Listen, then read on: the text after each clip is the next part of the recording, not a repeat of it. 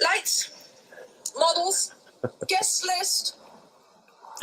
Just do your best, darling. Thank you, Eddie. Hello, everyone. Welcome to the first live broadcast I've ever done. I have to admit, I'm not very good with technology. The last time I used a vibrator, I'm actually still looking for it. So, I was thinking about it just before I came. I thought, wouldn't it be ironic if it made an appearance during the show? I mean, that would be something, right?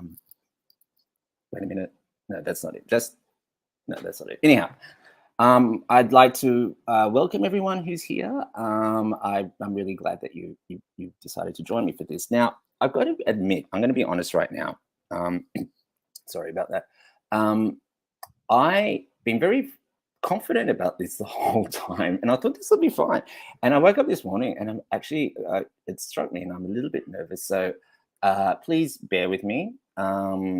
That's all it sort of got to me. And I thought maybe this idea of a build and all that, so I'll be fine. I says, maybe not. But anyhow, we'll start. Okay.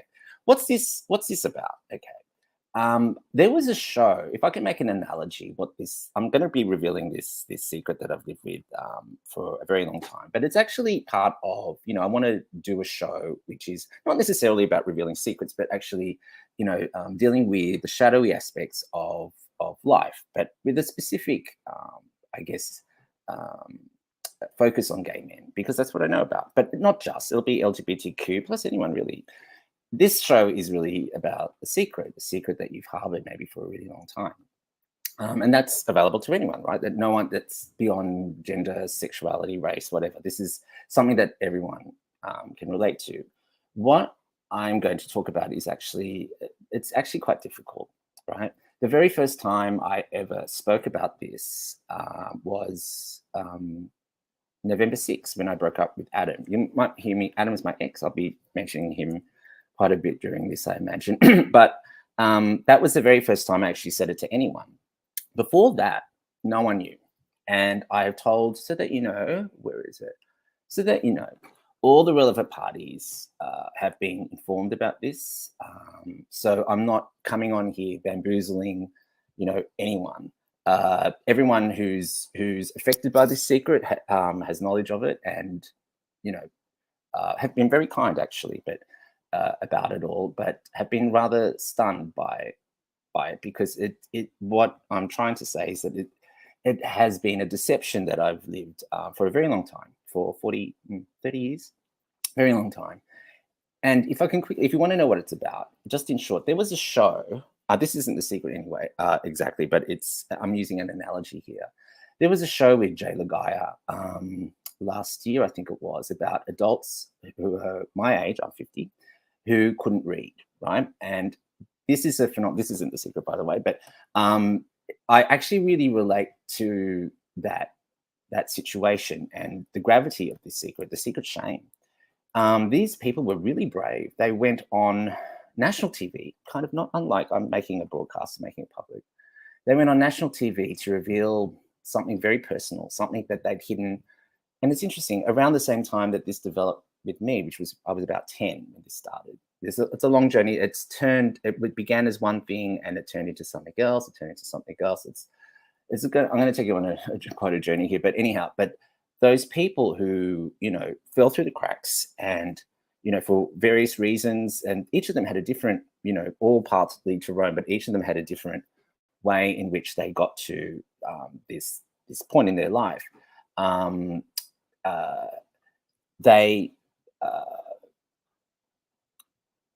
was I saying? Each of them had a different path. Yeah.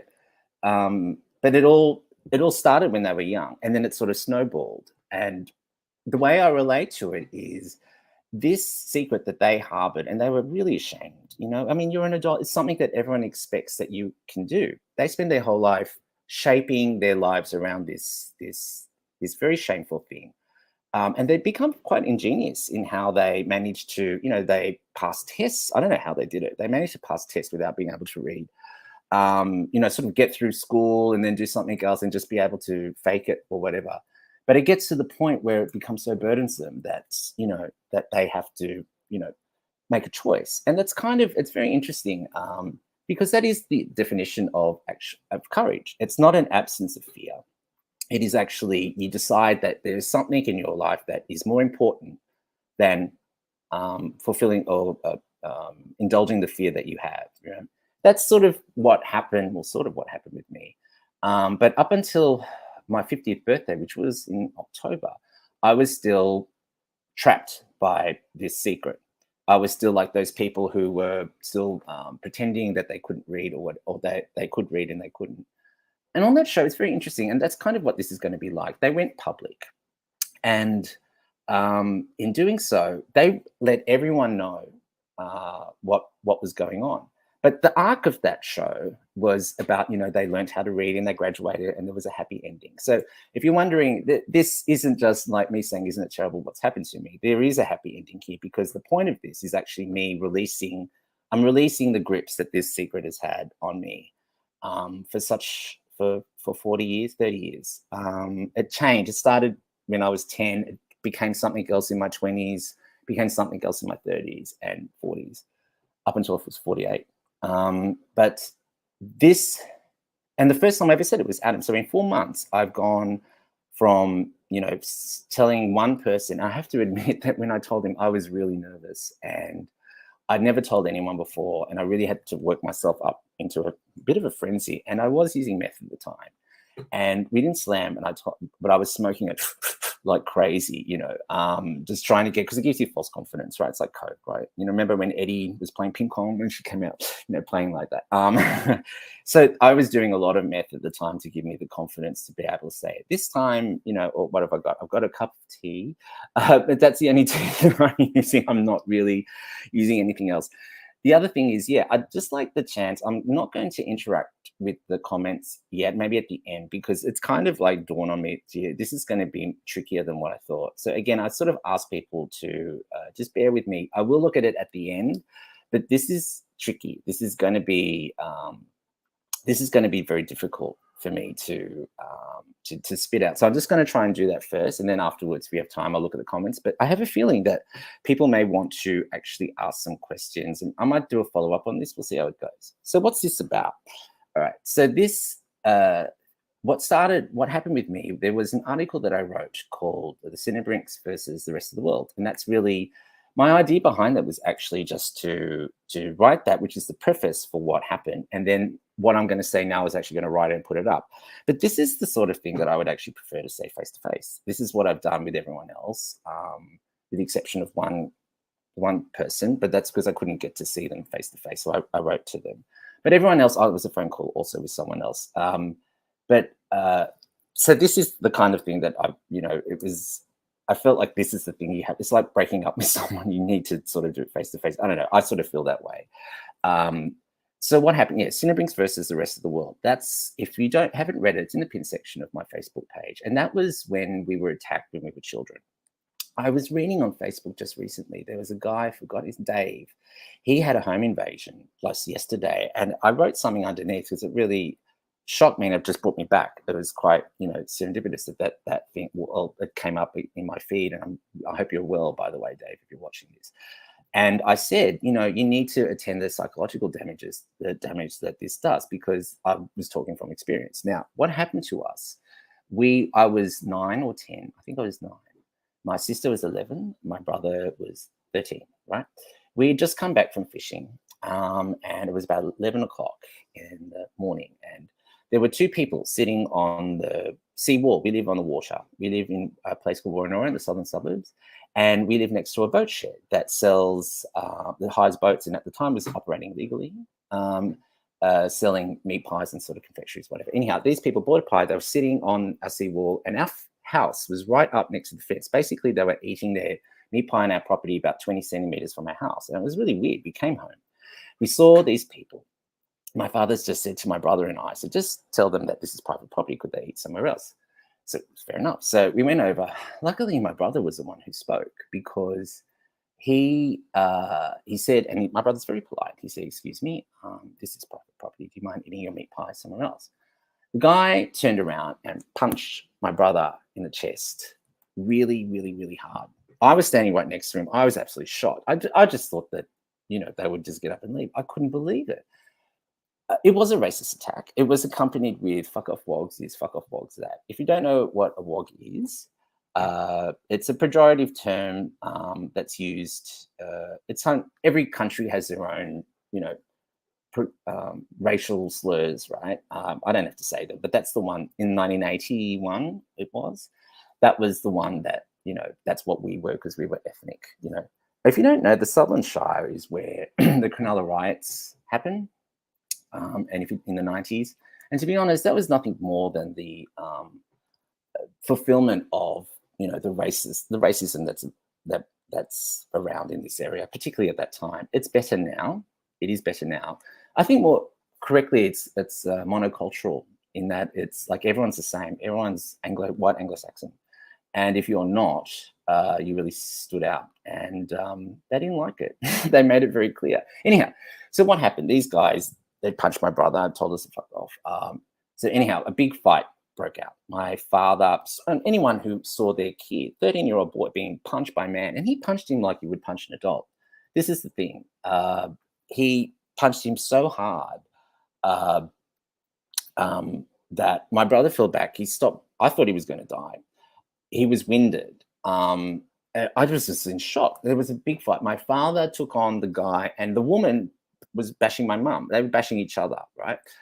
It was full on. There was a crowd that formed in the boat shed. They were watching, and then there's a park across the river, and they were watching too. I was standing in the doorway just crying. I mean, this was just horrible. I just couldn't believe it, what was happening. Anyhow, after it was done, we called the police. There was a report that was made. This was the beginning of a social anxiety. This was the germination, the seed of a social anxiety that I developed. I think it's called anthropophobia, which is a fear of people and fear of being judged. And really what it was all about was, it's the safety of your home being attacked. I felt safe in my home up until that point. But these people, it's like a home invasion. That's why I kind of related it to what Dave was saying. But I was a kid when this happened. I was 9. And it was a little bit too overwhelming for me at the time. This whole thing was complicated by the fact that, let's just get rid of that. This whole thing was complicated by the fact that, when I was younger, I think my parents thought that I was precocious as a child. And I think that, I used to counsel them, to be honest. It's their marriage counseling by the time I was 10. I could sort of see what was going on. And I said, he's trying to say that, but you're hearing this. He's trying, And I think that my parents weren't very good when it came to emotional care for us. We actually took care of them. We always have. And even as children, we did. And so what happened was, of course, after this fight and all that, I was left, there was no post-care. There was no aftercare. I was left to deal with it myself. Right? And any kid who deals with it as a severe trauma, any kid who has to deal with a trauma by themselves, it's not going to work out well. It never does, right? This is something actually maybe people can think about with their own lives. I mean, I'm not the only one who had a trauma that happened to them when they were younger. I think it happens to a lot of children in different ways. With gay men in particular, I think it's the fear of being rejected. That idea growing up, there's the secret that's inside of you, and the secret fear of being rejected by your parents, by your family, if you have brothers and sisters, by extended family, friends, or whatever.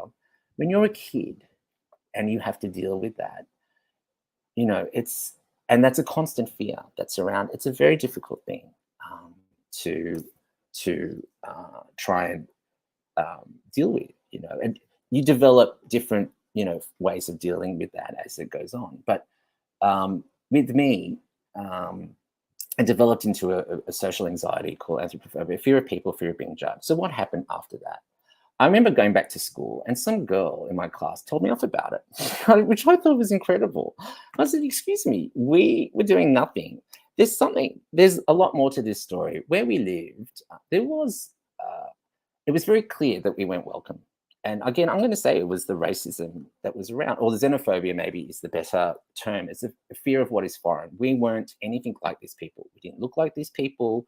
We had a strange last name. We kept to ourselves. And to be honest, we were different. We were, first generation migrants often the kids become overachievers because it's a very typical story. It was in Tiger Mom. It's like the kids are sort of driven to success because their self-esteem, they get their self-esteem from that, right? From doing well. And we were these annoying kids who were good at everything, right? And I've got to be honest, my brother even says it, that the racism that he experienced when he was younger in Woronora and elsewhere really drove him to greater success. It was something that drove him. But with me, the way I experienced it, it made me smaller.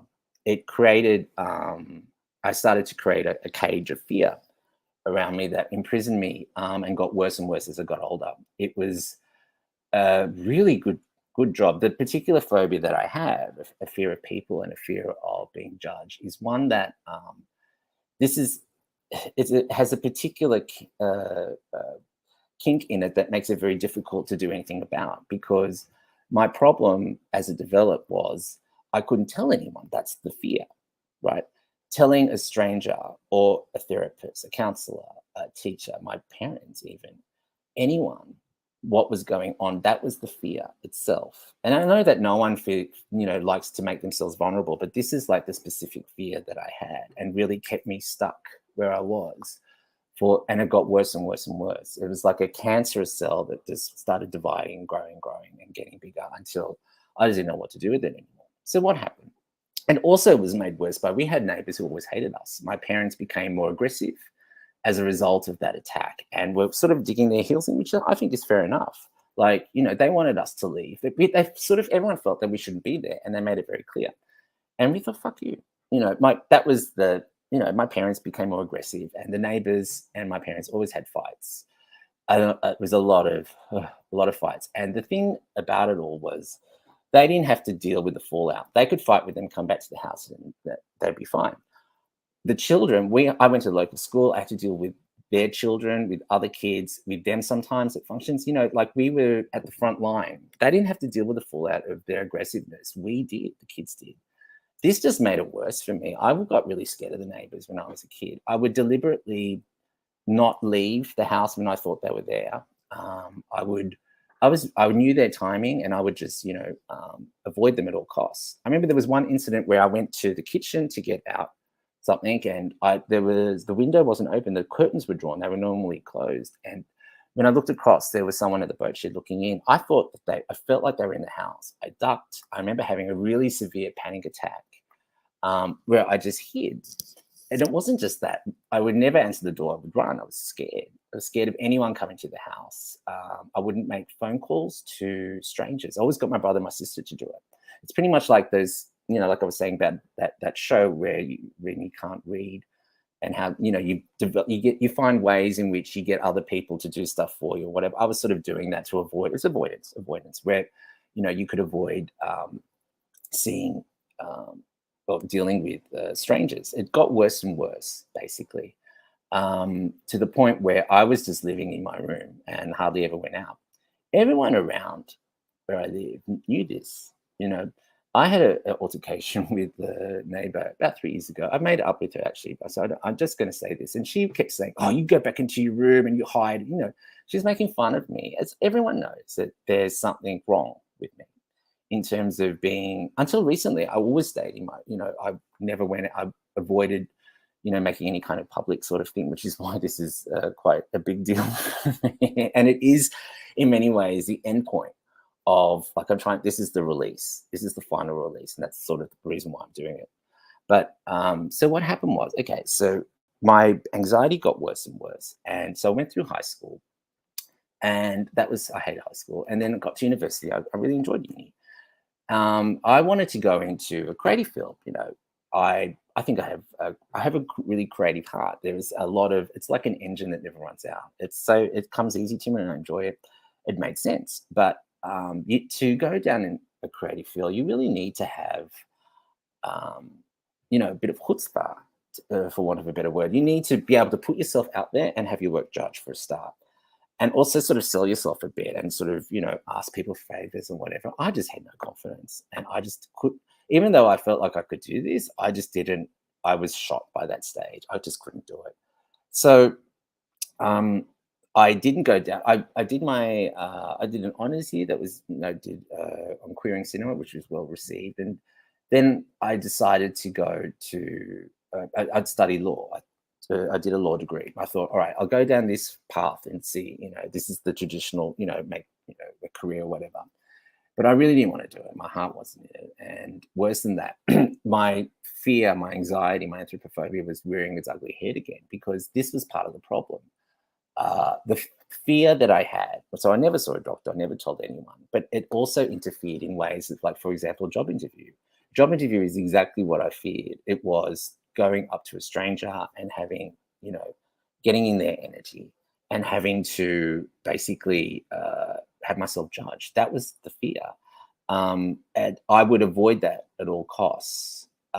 It really was, I was scared. I was really, really scared. And anyone who has a phobia will know it's like just you're scared of the panic attack and the panicky kind of symptoms or whatever. So when I was at the end of finishing my law degree, that was 1999, and that was my worst year.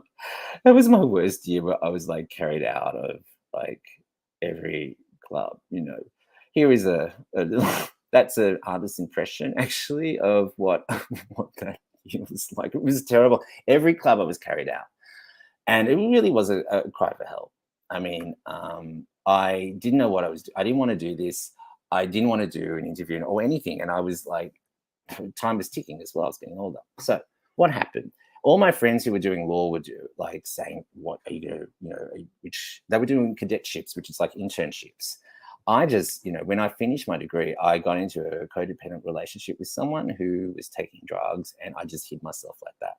I really had no, I had no plan other than avoidance. And so basically for the next, and this is the second part of the secret, is what happened was for the next 19 years, I didn't work.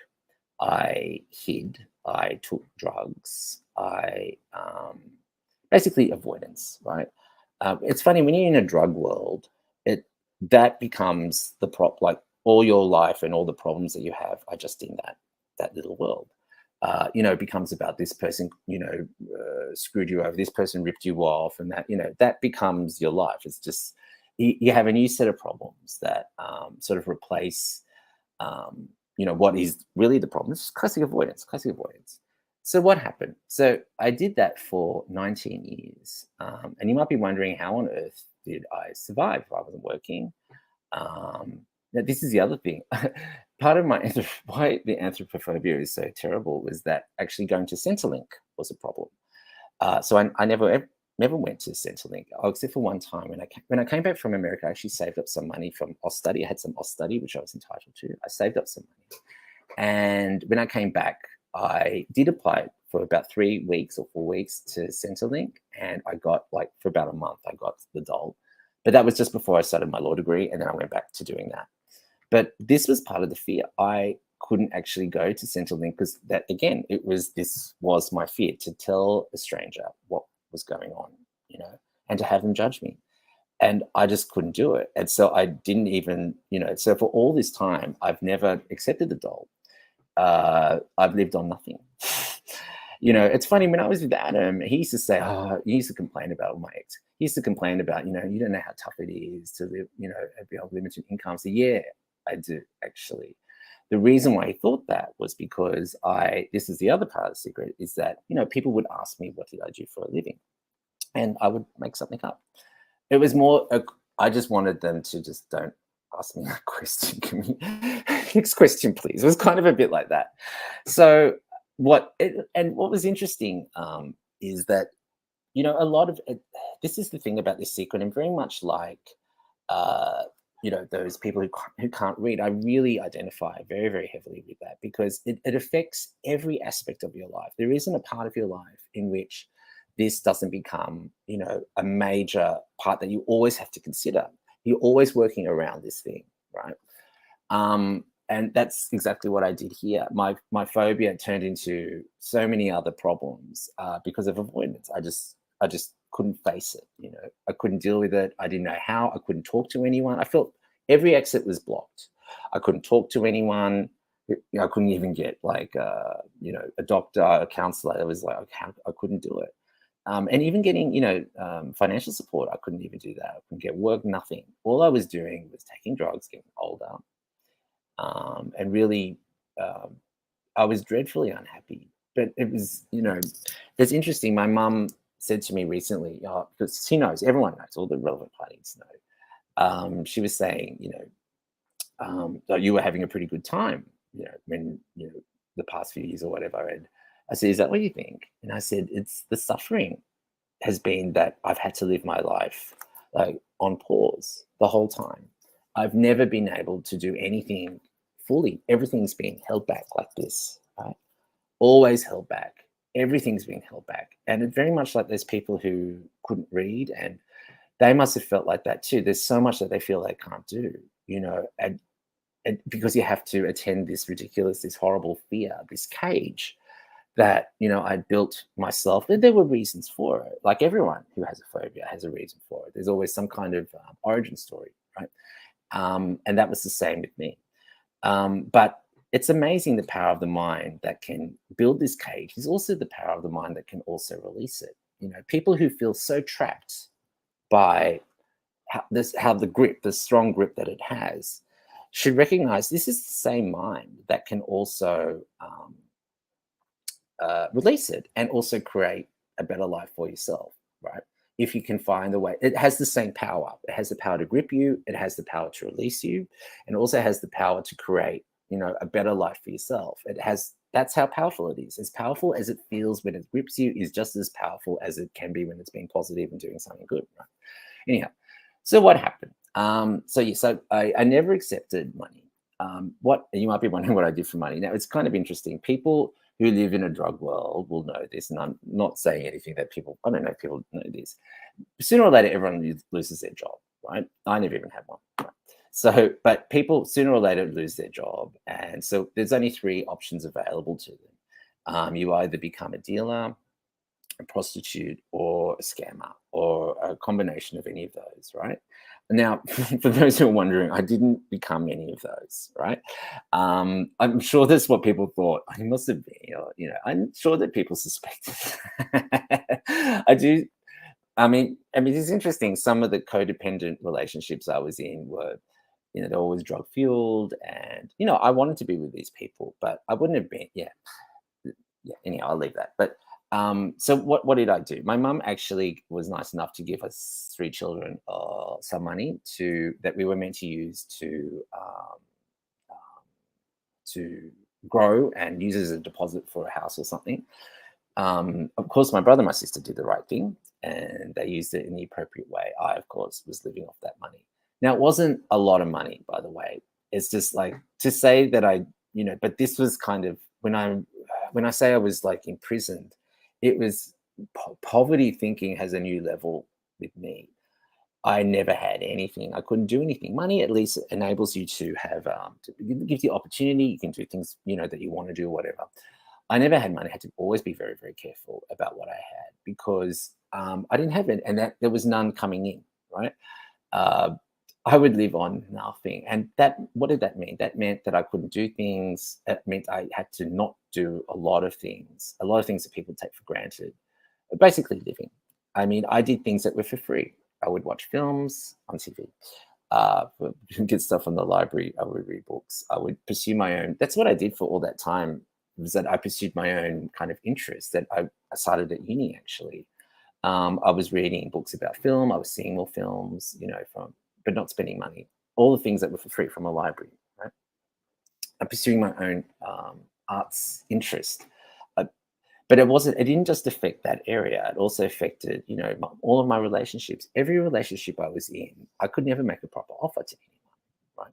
I knew that, they were working and stuff, and I always misled them because they would ask, what do you do? And I would just say something, and I should have been honest with them, but then that would have been accompanied by a lot of other questions. And the way I saw it, most of them were just, I always thought that they'd be one night stands. I'm like, who cares? The way I saw it was, I can't even talk to myself about this. Why am I going to tell you the truth when I can't even say it to myself? And this is the other thing. Every time, I knew what I was doing was terrible and out of control. And I knew it was leading to this horrible life where it was completely impoverished life where I just couldn't get, is it a failure to launch? Is that film? Very simple. That's a comedy, but this was like, yeah, it's sort of funny. No, it's tragic. But I couldn't, it just affected every aspect, including love. And so, what would happen would be, every time I met someone, if I liked them, at a certain point, I knew I'd have to withdraw because they couldn't get too close. No one could get too close because I was hiding the secret.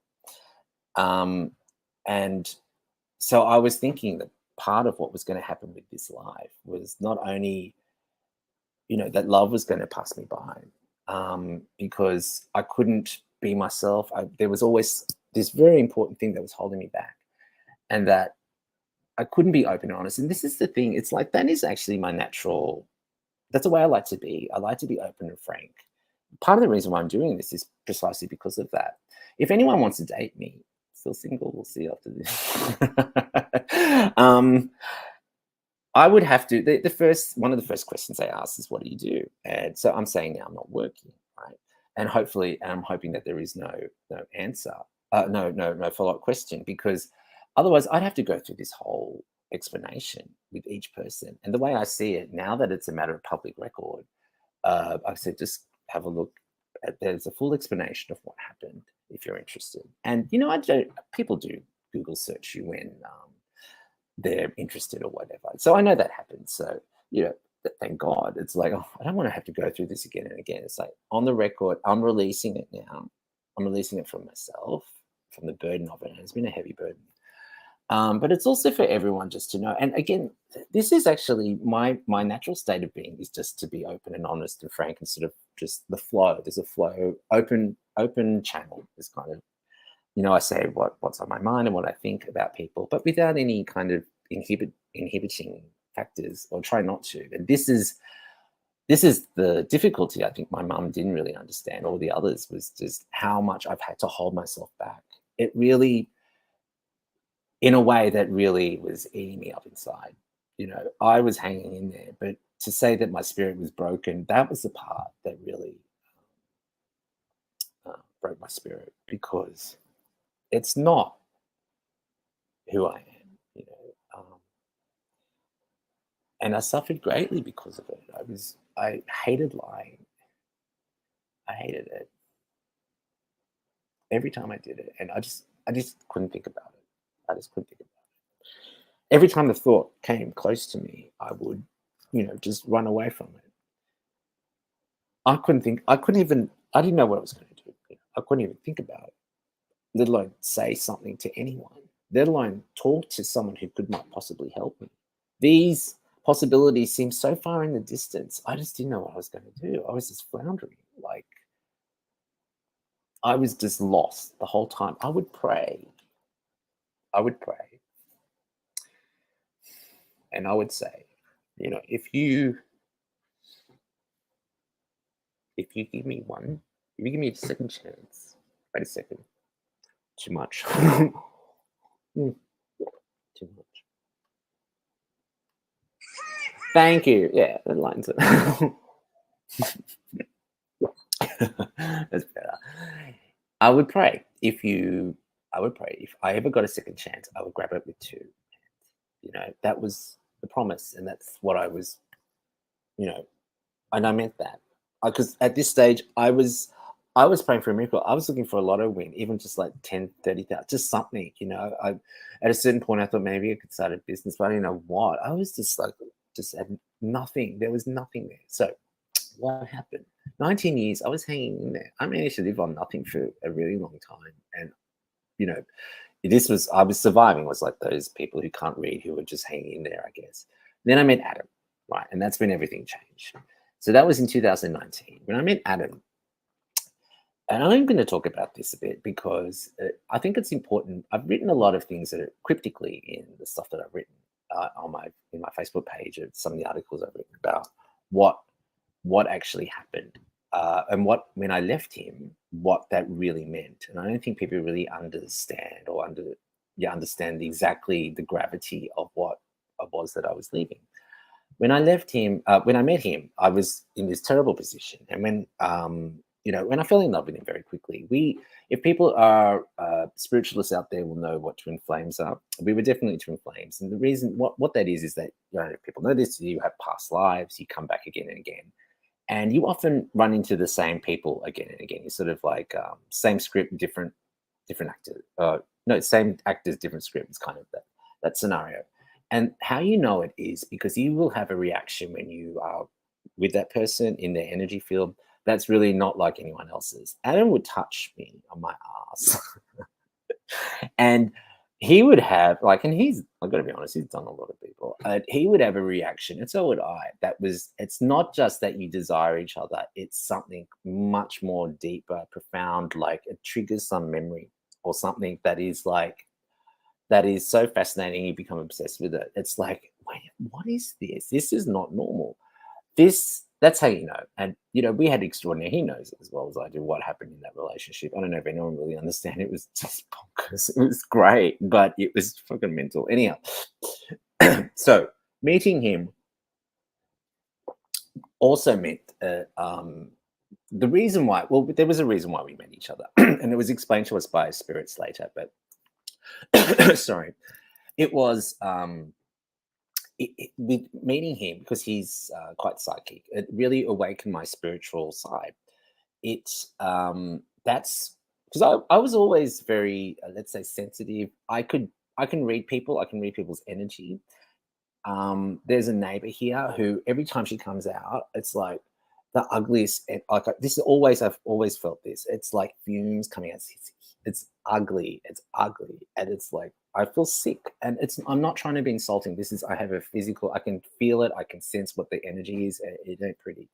But that's the extent of my sort of my psychic spiritual abilities, was just that. But meeting him really opened everything up. Okay.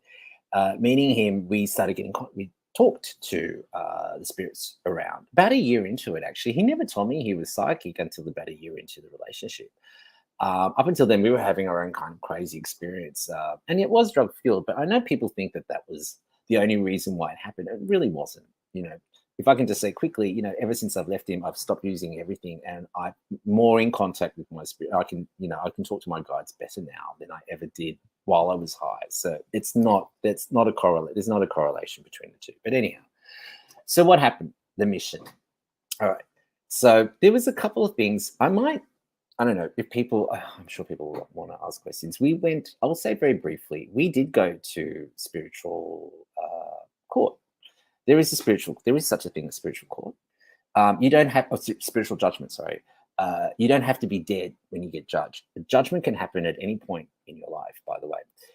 And you can call judgment. It does exist. It's like Judge Judy up in the sky. It's quite funny. And they said to us,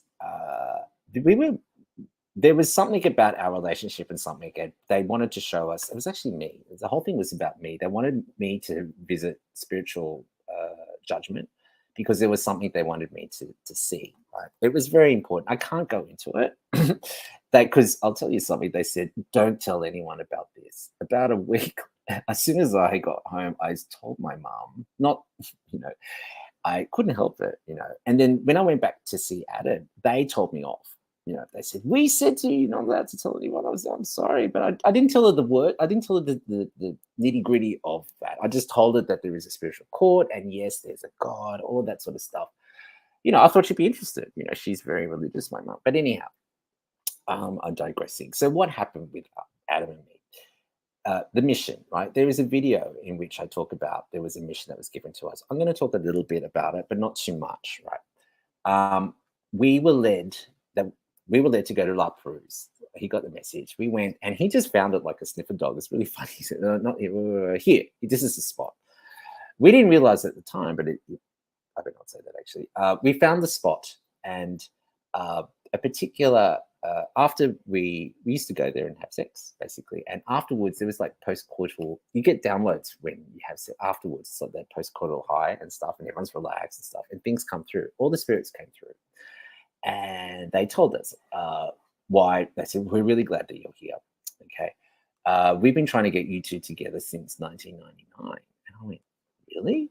So 1999 would have been perfect for me. That was the year that I was like, you know, that one. That was that year. That was 1999, where I was just taking too many drugs. It would have been absolutely perfect because I was graduating that year. I didn't know what to do. If I met him, they would have given me this purpose. It would have been absolutely fantastic. But as it was, I went down a drug, haze for 19 years actually.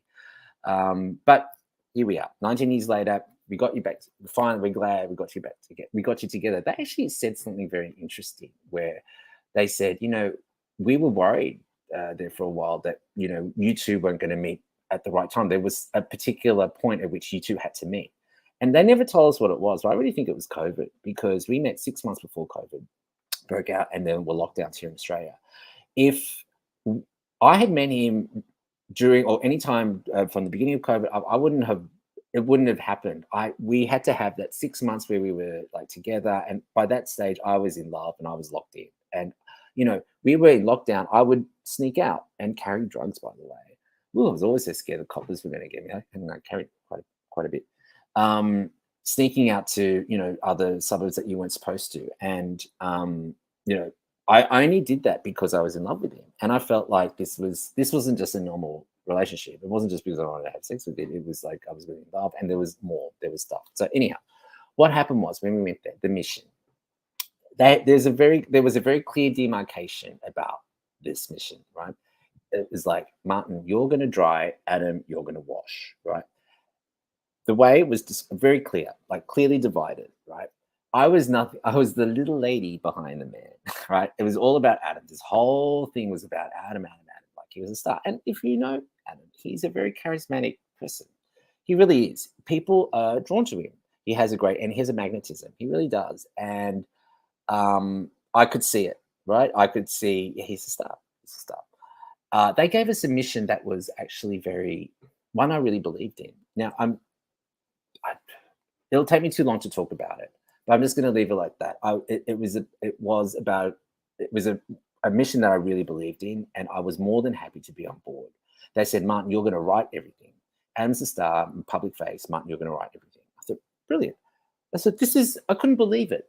The reason why I'm mentioning it is for people to understand what this mission meant. Here I was 48, never worked. I was just taking drugs. I was on my back taking drugs, right? Begging.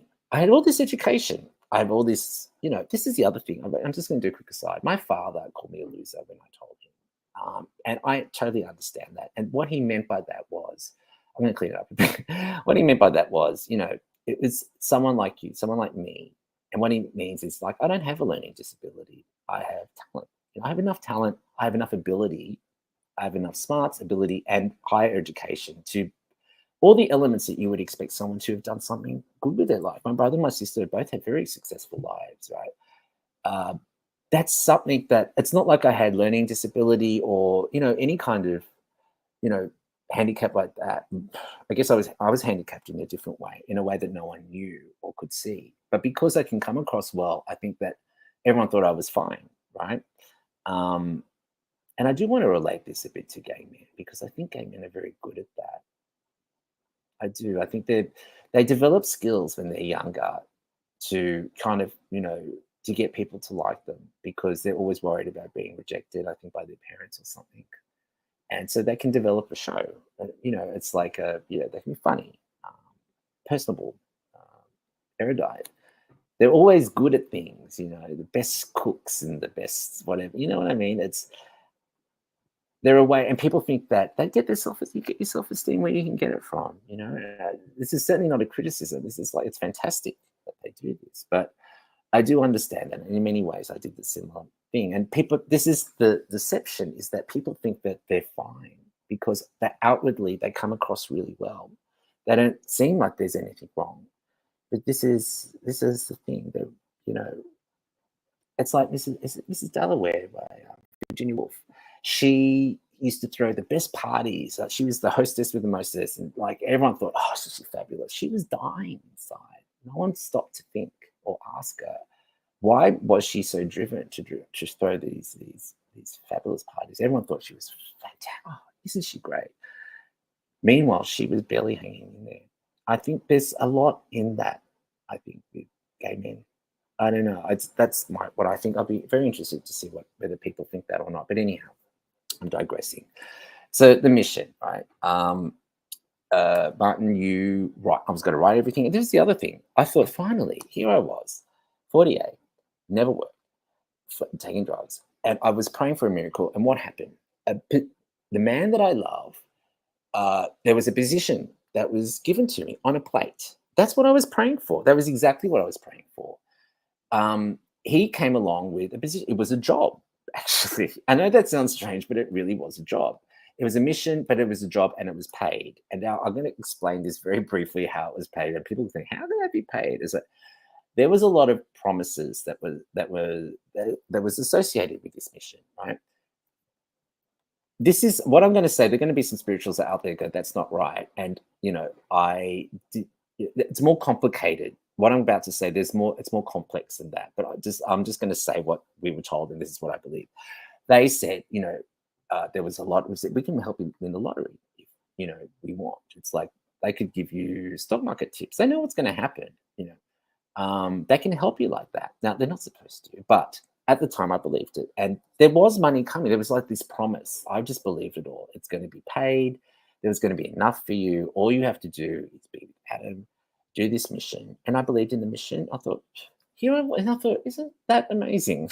Here I was all this time, so long. I was lost boy, praying for a miracle. And what happened? A miracle happened. Everything sort of, I thought, this is all my prayers answered at once. And this is what happened with Adam. That there's another part. We were meant to do this mission, and all we did was take more drugs and have sex and didn't do anything. I was getting really anxious about it, because this is the other part that I have to add. I was doing fine with living off the sum of money my mum gave me. But then when I met Adam, that's when COVID happened, and the price of drugs went up by 2 to 3 times. And now meth is sort of expensive anyhow, and the amount that I was paying for both of us, by the way. Adam was working, but also had to pay child support. He really didn't have a lot of spare income. And I didn't think that when I met him, I didn't think it was, I thought it was, I might see him a few times or whatever. That's sort of how I operated at the time. I didn't think that what would happen would happen. And so, I found myself in a bind where I had promised, I said from the start, look, I'll pay for everything. And I was sort of had to stick with that, because I couldn't get out of that promise, without that's just the corollary explanation of why that was the case. And I was lying to him, that I was working and I had the money.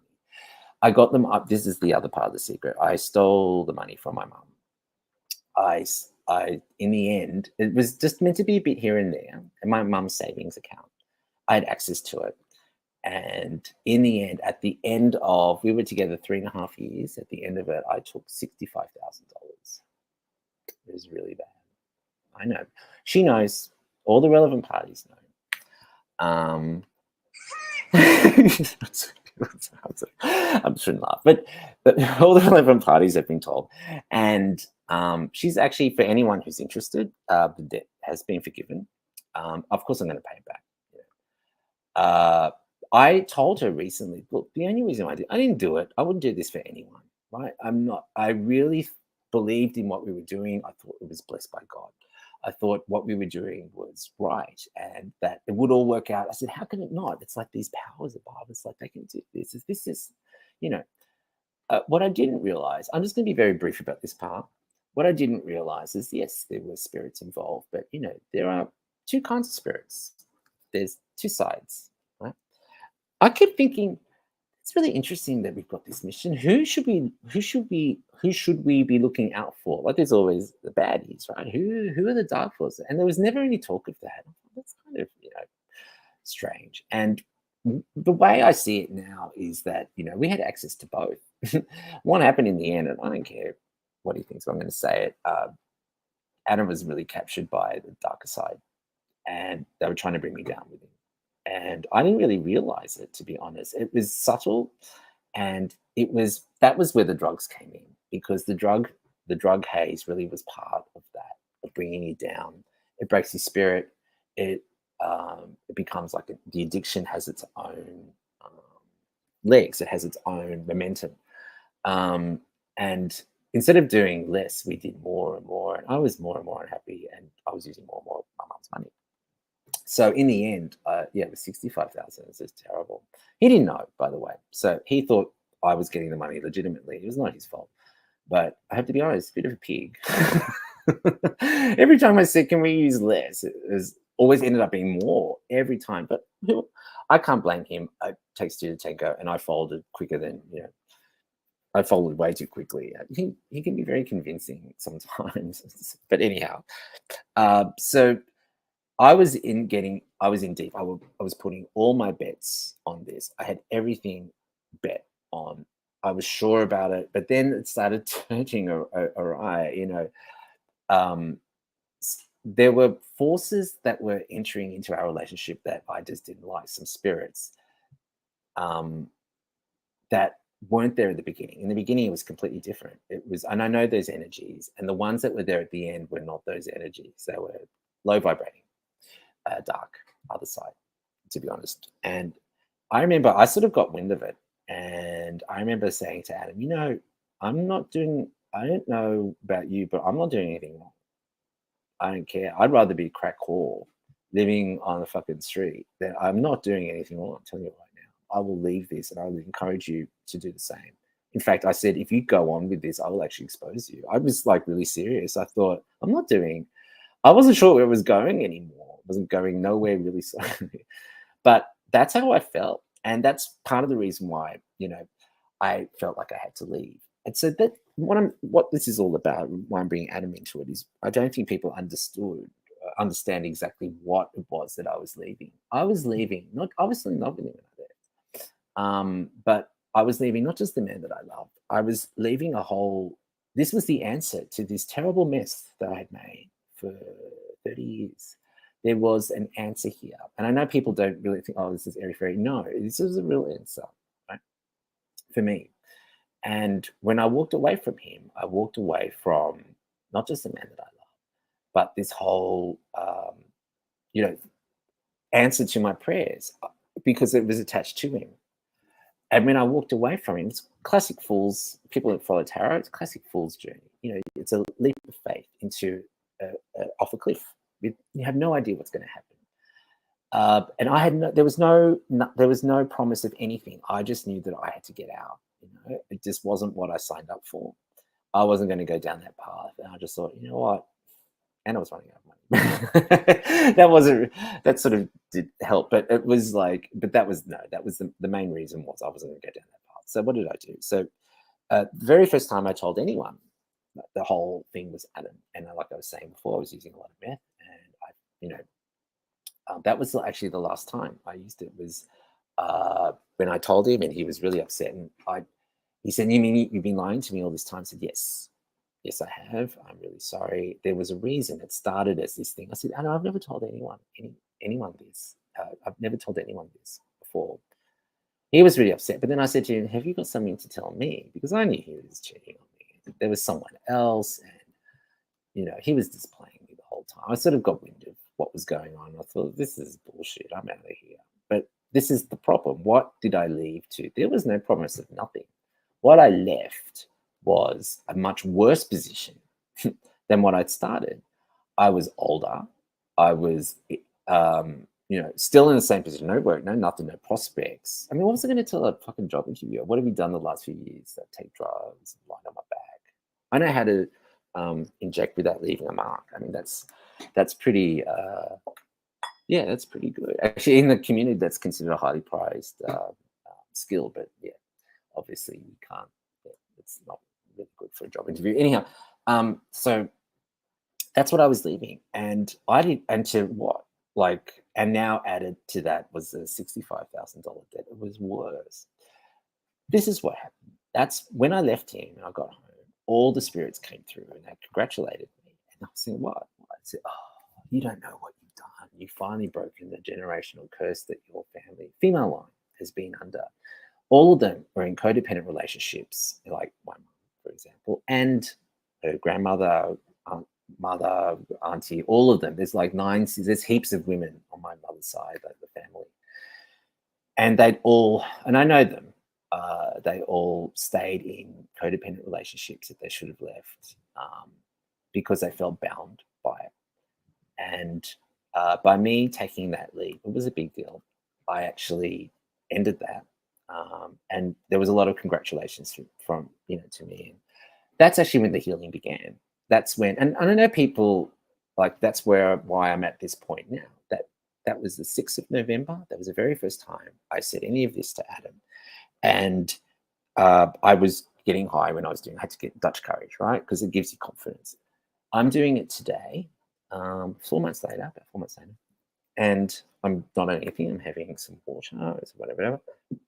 And not only, I've told all my friends and family, they know, but now I'm making it a matter of public record. It is very much like that show with Jay Lagaya, with those people who couldn't read, who went on that show. Because, for me, it is humiliating to let everyone know, just like they did. But for me, it's more importantly, it's a release. I'm finally releasing this thing that has gripped me. Like those people, it affected my life in every aspect of my life was affected. And I couldn't, I was a slave to it. Like I was saying earlier, how powerful the mind is. This is a prison that I made myself, where I kept myself stuck, never left. I'm still with my parents because I can't. I'm 50. This is the city. I'm 50, still with my parents, not working, no prospects, no nothing. Now $65,000 worth of debt, and a secret that I couldn't even say to myself up until the 6th of November when I said it to Adam first time. It took they helped me in 3 or 4 days. They helped me get to the point where I could tell him. I mean, it was the Tuesday I got home after seeing him. By the Thursday, I was ready to tell him. And so I told him on the Sunday. People, I don't know, I've had some friends who think, oh, he's crazy or whatever. So you can say whatever you want. But in 4 months, they managed to, I've done it by myself. I've had no contact with anyone. Like, I've seen no doctor. No one knows. I've done this completely. The 4 corners of this room, me and the spirits who are here, are the ones who have helped me. And they don't tell you what to do. They just encourage you what to do. They encourage you actually just to do, what to do. And it took me this long to actually figure it out. They were actually saying for a while, there's something you need to release. And I said, what? Just tell me, I'll do it. But they can't do that. There is such a thing called free will. They can't tell you, do this and this will happen, right? That'd make everything easier, right? That's what I was begging for. I said, no, we can't. They don't even say they can't do that. They just can't. You have to figure it out, and then you have to act on it. And that's what I'm doing today. This is a great release for me. And for me, it's like I finally feel unburdened by it. I feel like I'm back to being that boy when I was 9, before the attack, and before the cage of fear really started to engulf me. It started small, but it got worse. It's been a long time, 40 years. And it changed over time. It didn't stay the same. But it was the same in terms of like keeping me stuck in this room, 4 corners of this room. Lots happened in this room. But I feel that by saying it, by confessing to it and really releasing it, I feel unburdened. And I'm back to where I was. It's like, it's not like the 40 years haven't happened, but I feel released from it finally. It's out in the open. It's out. I'm owning it. This is the other part. Take control of the secret and take control of the narrative, take control of your life. I want to talk about something very briefly. I have a neighbor who hates my guts. And there's been, she used to fight my father, now she fights me. Right? I've written about it in Cinebrings versus the rest of the world. She comes up a lot. We call her Amanda because she looks like Amanda. That's how you say it. Anyhow, I had a fight with her where, she's really scary. She's the scariest thing I've ever seen in my life. She would scare Mike Tyson. I'm not joking. She drags a knuckle. A scary person. I've never met a man more aggressive than her. Nothing is more aggressive than that thing. And I will say this, actually. Anyone who's awakened or spiritualist, that, and they'll know what I mean. This is for them. They'll know what I mean. That is not human. That's all I'm going to say. I know that. I know. Anyhow, I know this because she challenged me to a fight. She, scares my mum. My mum is losing her faculty. My mum's 83. And the reason why it was so easy for me to deplete her of her funds was that she doesn't remember stuff and she's getting scared. As you know, anyone who gets older gets, when they lose their confidence, when they they lose their confidence, because what they used to do easily, now they can't do anymore, and it makes them scared. So this woman really scares her. She's like a bulldog. She comes across really aggressive, and scary, bad, like I said, bad energy. And I told her, can you please stop harassing my mum? If you have something to say, please say it to me or say it to my father. She doesn't talk to me or my father. She's not doing whatever I want. And she came within 1 centimeter of my face. I'm not exaggerating. Basically challenged me to a fight for her right to harass my mum who's losing her faculties. It was unbelievable. Oh, she breathed on me. Oh my God, I could die. It was like halitosis as hell. It was just revolting. And looking into those dead eyes, it's like, oh, fuck. Anyhow, yeah, I've got an honest impression. There we go. Yeah, that's Mighty Monster, by the way. But it actually, I think it's quite a good likeness. I think that's actually been quite generous. She wishes she looks like that. Anyhow, so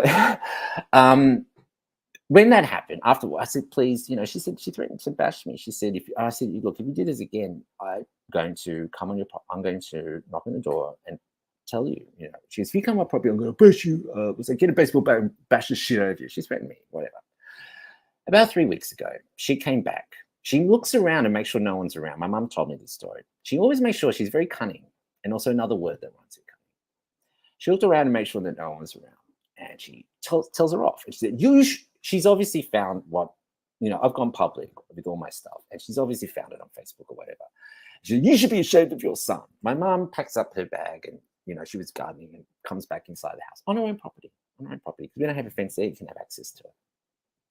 She's really vindictive. She really wants to use any information that she can against me. She's starting a smear campaign. Why am I bringing this up? Take control of the secret. Take control of the narrative. Take control of your life. If I hadn't confessed to all of this, and if she had found this out by some other means, and I've told other people, I guess it's possible, she would have used this, she would have weaponized it. And to be honest, if she had weaponized this against me, I would have gone several steps backwards. As it is, I am taking what I feel like I'm doing, and I am doing it. I'm taking control of this thing by owning it, by releasing it. No one, she can't, I don't care what people say. People can say whatever they want. I'm fine with that. Believe me, everything that they think and that is legitimate. But if someone wanted, it takes the sting out of being able to weaponize it, basically. And I know that she's probably watching this, and she's probably, she goes around starting a smear campaign. I saw her not so long ago. I was getting out of the water and I was in the park, and she was giving me evils like this. She's giving me the evil eye, right? The whole time I was walking, she just keep it on like that. And I was thinking, you know what? You're too ugly to pull off that face. Like, seriously. Meanwhile, I'm 50. The point is this, get on with your own life. We don't care about you. And I think it's really heinous, to be honest. You've harassed, makes you feel like a big man to harass an old lady who's losing her mind, someone with social anxiety. Right. Anyhow, enough of her. But, yeah, that's the final word. But this is the point. If you don't tell, let's just say, the relevant parties, you don't have to go and do a YouTube confession, right? Although I wouldn't mind if people came on the show. I will protect your identity. This is about mental health. I would absolutely protect your identity, right? I was thinking I have a slide here. Oh, no. There we go. I would absolutely protect your identity in terms of, if you wanted to be anonymous or whatever, if you don't feel comfortable, that's perfectly fine. We also had the idea of hand puppets. We'll find a way in which you can, if you want to come here and talk about something, it doesn't have to be confessional. You can just be talking about things that you know about, like, for example, PNP community. There are various things. They're shedding a light here. Shedding a light on the shadowy aspects of gay life. And it's not just gay life. It's actually LGBTQ, anyone really. But I'm going to start with what I know, which is this. This is, I've spent a lot of years in the trenches. What was I doing? All the, it was anthropological work, if I can be frank with you. I was taking notes as I was saying. It's true, in the sense that I was always very interested in what was going on with people. And I've got to say this, I feel a lot of kinship with my gay brothers, in the sense of, what I was doing, I had a very specific phobia and I was dealing with it a very specific way, but there was a lot I sensed, a lot of similarities with a lot of these guys that I encountered. And I would say with a lot of the community, there is things inside that they're hiding, that they do a really great job in getting through the day and getting through their life.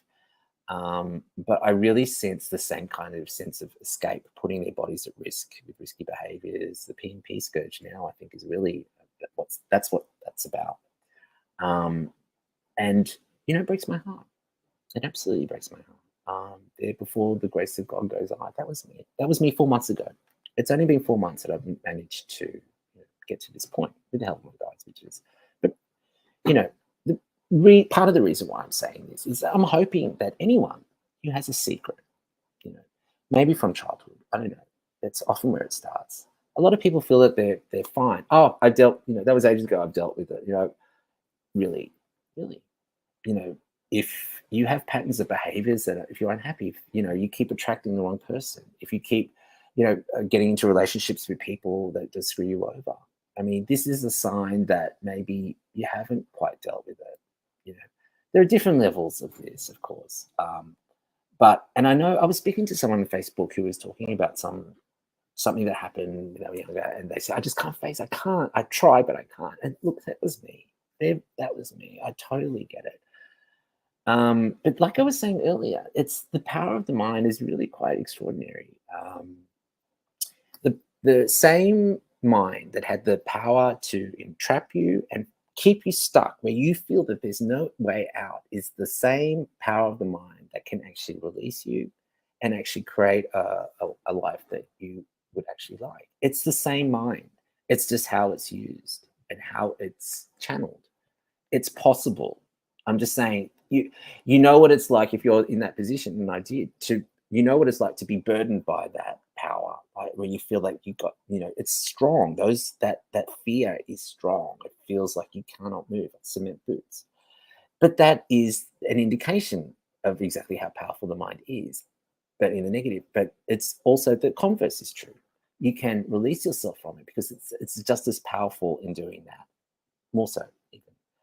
And part of the reason and what I'm hoping for when I've said all of this is actually for people to think a little bit about the secret in their life that they feel might have gripped them. And if you've shut that door, that you think that you can't do anything about it, that it's like it's too hard, I can't face it. I really would just ask that people just leave it a little bit ajar and just leave it as a possibility. Well, I don't know how. Don't know what I'm going to do. This was my line for a long time. But, I'm going to leave the possibility, maybe someday something can happen. Maybe, something will happen. Just leaving it a bit open is better than just slamming it. I just can't. Leave out, I just can't. And just leave it a little bit open and see what happens. Because, part of, this is my release. I'm really thrilled. I'm very happy about it. And I've done it in 4 months, which isn't bad. I'm saying this because it can be done, and I did it by myself, actually. I would really like to have a show. I really want to try and help people if I can. And whatever you've done, look what I've done. Look what I've done. You don't think I'm embarrassed about what I've done? For me, also part of the embarrassment was like a lot of when I told people it's just not what you would expect from how I come across. It's almost the opposite, right? And there was a pride involved too with me. That was part of the humiliation. I feel humiliated for such a long time. Saying it is humiliating, but it's released. It's done. I'm glad it's done.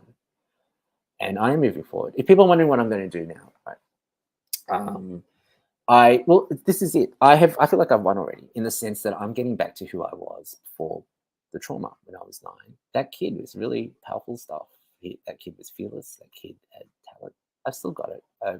But what's interesting, what I've added now is this experience that's been very, very taxing on me. But I've learned I've learned a lot from all of this. It's taken me in a direction that I would like to use it and help, if I can, other people who have got it. I do understand what it's like to be in this position. These aren't just words. This is actual experience that I can relate to, and not that long ago. It's not like a distant memory. Yeah. So anyone who feels that like they can't, I'd really like to talk to you. And I don't know. I'm hoping that this confession has done something to sort of open that door. Maybe you feel that you can do it. I would love it. Nothing more. Okay. So that's the show. Let's see everything. Yeah. That's all for now. I'm going to end it. So it's an hour. What is it? Hour is it? But I'm going to end it now. I might do. Let's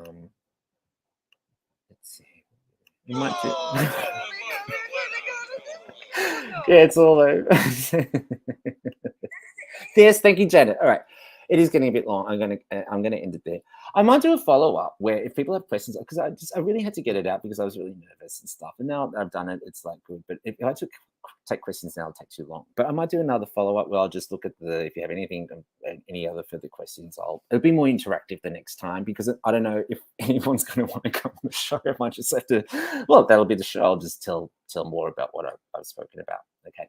So that's the end. We're calling time. Thank you, everyone. Thanks for joining me and, being part of, well, for me, it's a big deal. I've released this thing and now I feel really good. I'm going to take some drugs and have some drinks. I'm kidding. All right. I love you all. Where is that? Have a great day, everyone. I love you all. And we'll see you.